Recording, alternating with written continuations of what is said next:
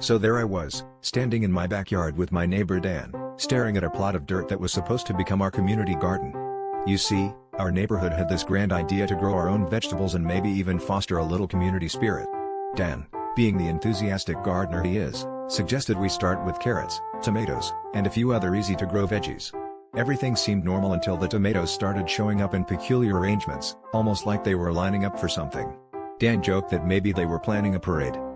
A week later, while watering the plants, I noticed something odd. The carrots had formed a perfect circle around a stage-like mound of dirt.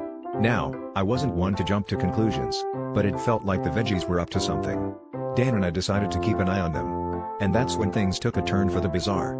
Each evening, we'd hear faint rustlings, and by morning, the cucumbers and squash would be in different spots. Dan swore he saw a zucchini practicing a stand-up routine. One evening, our curiosity got the better of us, and we decided to camp out in the backyard to catch the veggies in the act. Armed with nothing but a flashlight and a sense of adventure, we settled in. Around midnight, the garden began to stir. The carrots took turns as MCs, the tomatoes started juggling cherry tomatoes, and the corn husked itself in a dramatic display. Dan and I watched in disbelief as the cucumbers performed synchronized dances. It was a full-blown vegetable talent show. As the night went on, we couldn't help but chuckle at the spectacle unfolding before us. Just as the broccoli was about to recite some poetry, Dan turned to me and said, "You know, I guess they're just trying to produce a spectacle."